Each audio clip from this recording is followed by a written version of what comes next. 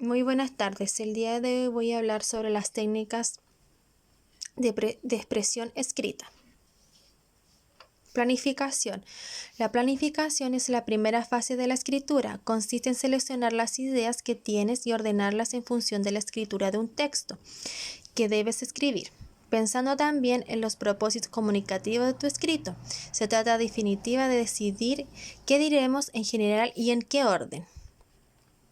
Diseño. El diseño es elemento de la comunicación. La importancia del diseño reside en que hace más atractivo el producto, mientras que facilita la lectura y jerarquiza la información para que pueda ser comunicadas con un sentido de proposición.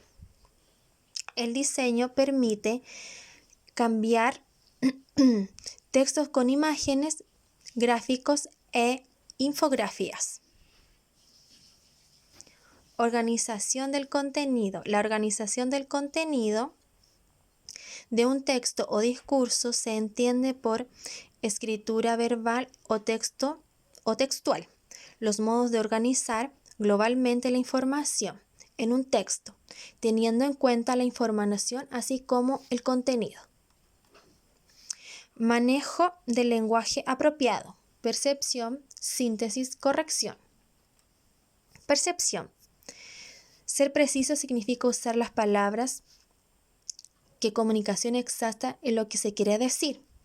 El lector no puede pedir que aclaramente dudas, ni mucho menos leernos la mente.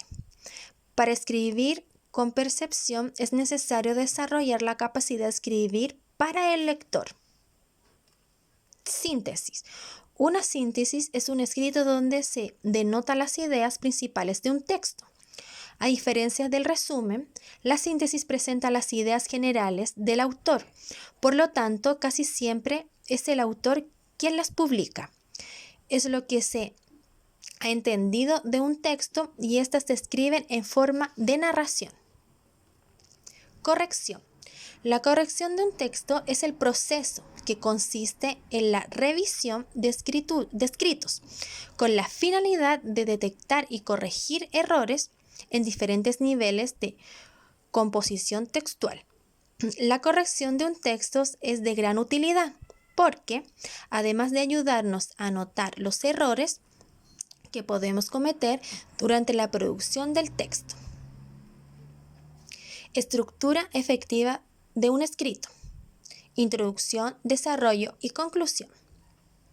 Introducción. La función de la introducción es presentar el tema que se va a abordar, indicar que resulta llamativo o interesante para ser estudiado, presentar los autores de lo que se basó para obtener la información y orientar al lector en general.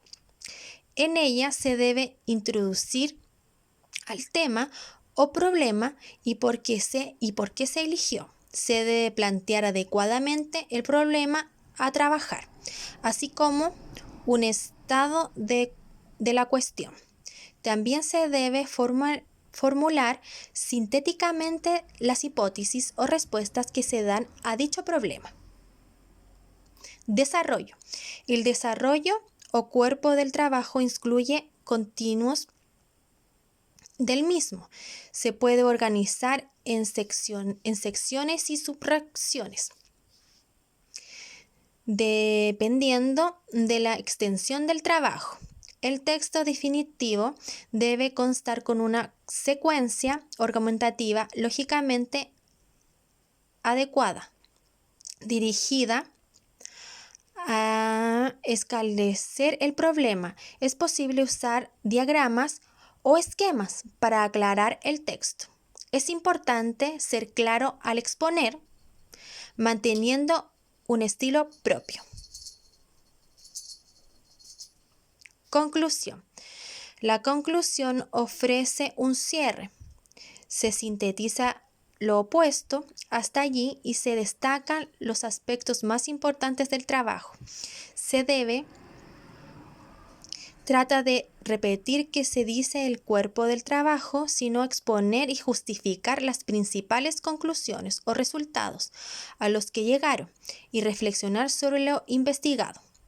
Podrán desprenderse nuevas cuestiones o formular nuevos problemas y dejar constancia de los problemas pendientes que podrán ser retomados en otros trabajos.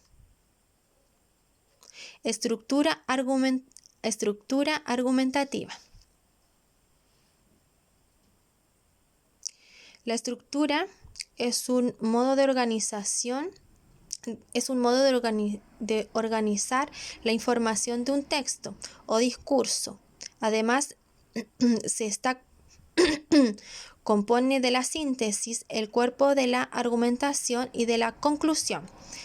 La síntesis es la idea fundamental en torno a lo que se reflexiona y puede apreciar al principio o al final del texto y ocupa un párrafo. Cuerpo de argumentación.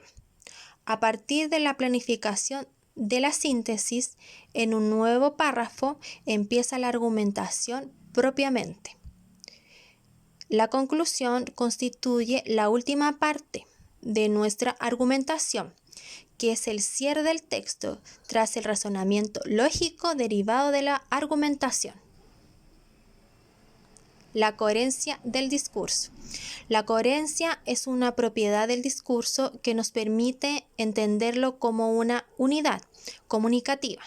Esto quiere decir que la coherencia está ligada tanto a la interpretabilidad como a la aceptabilidad por parte de los interlocutores. Esta ha sido la presentación del día de hoy. Muchas gracias.